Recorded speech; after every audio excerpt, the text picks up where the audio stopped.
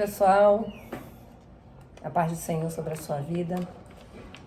A gente vai começar mais um Minutos com Deus e aí a gente vai estar falando um pouquinho sobre a mensagem, né, de domingo que foi ministrada lá no culto, né, que ela fica em Números 9, versículo 17, eu vou estar lendo aqui para vocês e a gente vai estar falando um pouquinho sobre essa palavra, né.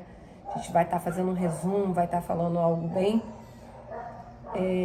esmiuçado sobre isso, que foi ministrado no domingo e foi uma bênção, amém? A palavra lá diz assim, Números, capítulo 9. Deixa eu pegar minha caneta aqui. Bom dia a todos, graça e paz, amém? Deus abençoe a vida de vocês. Então vamos lá, Números 9. Versículo 17. Versículo 17. Vamos lá. Lê aí pra gente, por favor. Quando a nuvem se erguia sobre a tenda, os filhos de Israel se punham em marcha. E no lugar onde a nuvem parava, os filhos de Israel acampavam. Amém? Amém. Pastor, começa? Olha, esse texto aqui é um texto interessante, né? Porque ele dita mais ou menos a igreja dos dias de hoje, né? Aqui a gente pode fazer uma alusão da caminhada do povo de Deus dos dias de hoje. A gente sabe muito bem que isso aqui foi algo que Deus estava no controle do povo. Deus, ele tira o povo do Egito, depois de anos, né, que os hebreus tinham fracassado, tinham virado, agora me fugiu a palavra aqui. Cativos, obrigado, no Egito. E sob o domínio de Faraó, e Deus ele envia uma promessa, e a gente sabe que quando Deus ele envia uma promessa, ele envia para cumprir a promessa, né? A promessa dele não volta vazia, por isso que a palavra diz que Deus não é homem para que minta, nem filho do homem para que se arrependa. Então tudo que ele fala vai se cumprir, sendo bom ou ruim para cada um, mas sempre vai servir como experiência. E Deus queria que esse povo tivesse uma experiência no Egito, né? No deserto, queria tratar esse povo no deserto. Eu vejo também um outro detalhe que Deus sempre foi Deus de todos, né? Desde a sua criação, desde antes da fundação do mundo. Só que Deus ele não conseguia ser Deus do seu próprio povo enquanto o seu povo estivesse no Egito. Porque ali muitos deles se corromperam, tiveram crescimento com a conduta egípcia, né, com a educação egípcia, e muitos deles se voltaram para outros deuses. Eles se voltaram para adorar, conhecer outros deuses, né? E alguns ficaram ali como crentes raízes, né, que não abriram mão das promessas, que conheceram, aprenderam a história de José, de Abraão, de Isaac, de Jacó. Era o que eles tinham ali no momento. Eles não tinham manifestação nem nada. Então eles estavam presos a uma palavra e presos a uma promessa. Então Deus ele tira esse povo do Egito e leva para o deserto. Quando a gente chega no deserto, quem já passou pelo deserto, quem já foi ao deserto, estou falando do deserto físico, né? A gente vê que a paisagem ela é única no deserto, não existe outras paisagens. Então no deserto não tem pista, não tem estrada, não tem uma bússola. E aí como é que você sai de uma terra para entrar numa outra terra? E foi o que Faraó imaginou. No final da história, Faraó pede para que os seus homens sigam o povo e matem eles no deserto. Porque Faraó entendeu que eles estavam perdidos no deserto. E realmente, a gente sem a cobertura de Deus, a gente sem estar debaixo da nuvem de Deus, né, falando para igrejas dos dias atuais, a gente se encontra perdido, a gente se encontra no deserto. O problema é uma terra extensa, sem placas, né? Sem bússola, sem descrição para onde você vai, sem nada. Não tem sinalização no deserto. E Deus, ele com certeza, eu penso assim, né, que Deus ele ele queria ser o Deus daquele povo de verdade, não é isso? Deus queria ser o Deus daquele povo, né? No Egito, Deus não era o Deus daquele povo. Deus tinha concorrentes ali, digamos assim. Apesar de Deus ser, deixando isso bem claro para vocês aqui, Deus é soberano, só existe um Deus, um único Deus, o Deus da minha vida, o Deus da sua vida, o Deus da salvação, né? Esse é o nosso Deus, não é o Deus da prosperidade, Deus das bênçãos, não, é o Deus da salvação, é o Deus único, né? E ele, no deserto ele tinha, como é que eu posso dizer, concorrentes, né?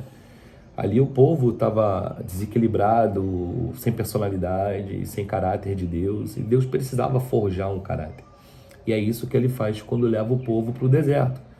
E ele mostra para o povo o seguinte: eu sou essa nuvem e eu vou guiar vocês, vou guiar os passos de vocês.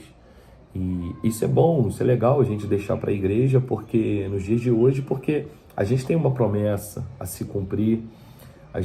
Só que a nossa promessa é a eternidade, é a vida eterna, é o reino, é a casa de Deus, né? Não essa casa e nem as igrejas, como muitos falam que eu fui para a casa de Deus, denominando igrejas, templos como casa, né? Casa somos nós, mas Deus ele tem para nós uma morada eterna, um lugar eterno.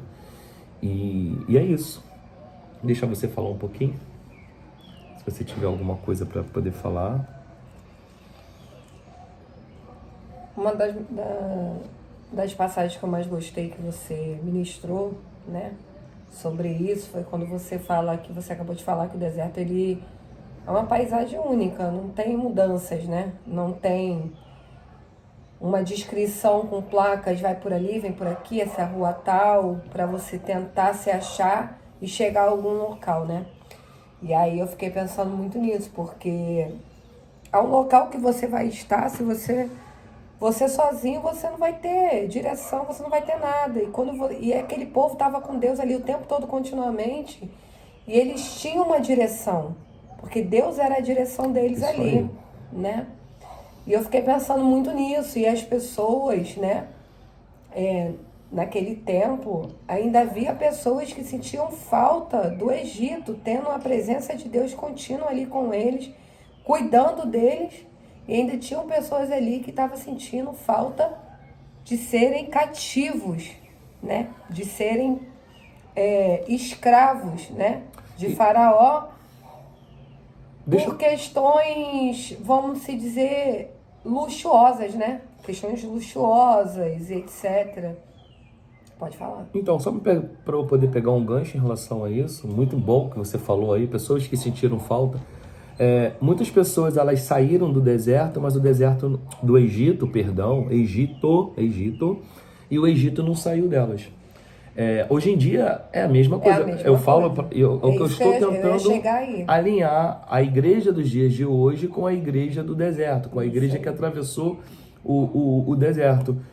Hoje em dia, a gente não vê crentes dessa forma, né? Pessoas que elas estão presas, numa igreja, mas carregam o Egito dentro dela.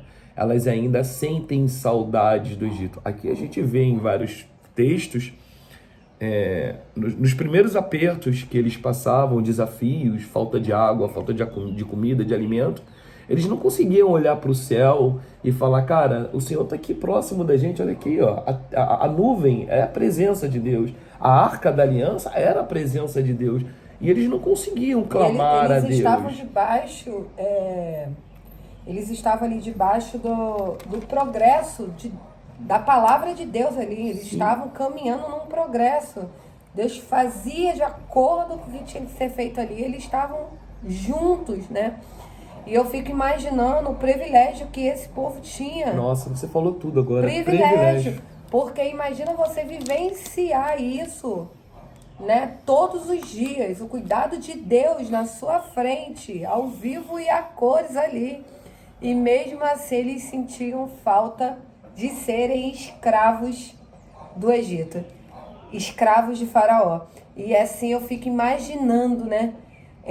Eu pego muito uma palavra para minha vida, que é a gratidão e a ingratidão. como foi um povo ingrato, né? Porque eu digo ingrato porque Deus cuidava, né? Deus guiava num deserto, num local onde, se não tivesse Deus, eles iriam morrer ali. Eles não iriam suportar, né? E eles, mesmo assim, na ingratidão, sentindo falta de viverem aprisionados ao luxo, às riquezas, aprisionados às comidas, às iguarias que tinha, né? E Deus não deixava faltar nada, Deus dava tudo que eles necessitavam, mas mesmo assim para eles era um pouco. Como não tem diferença dos dias de hoje, a ingratidão ela permanece no coração do ser humano. É verdade. E para a gente encerrar aqui, né, para a gente não levar muito tempo aqui, né, existe algo aqui também que tem uma revelação muito profunda.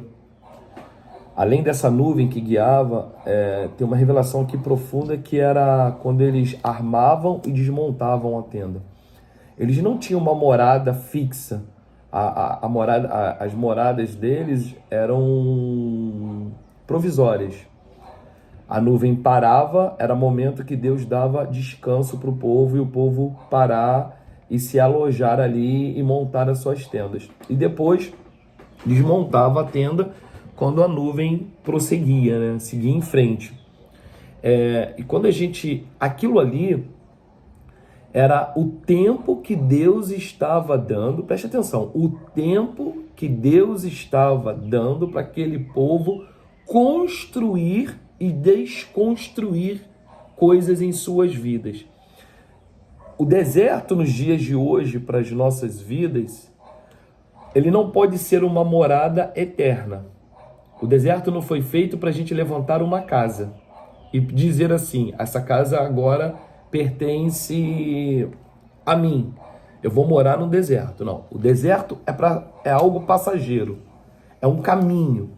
Só que não existe outro caminho para a vida eterna. Tem que passar pelo deserto. Não tem como não passar pelo deserto. E essas tendas, elas representam para as nossas vidas hoje a construção de uma vida em Deus e uma desconstrução de uma vida carnal mundana. A construção de uma vida eterna e uma desconstrução de princípios mundanos. Então, nós temos, assim como eles, tempo ainda para construir coisas em nossas vidas e desconstruir coisas que afeta a palavra, que vai de contra aquilo que Deus nos ensina todos os dias.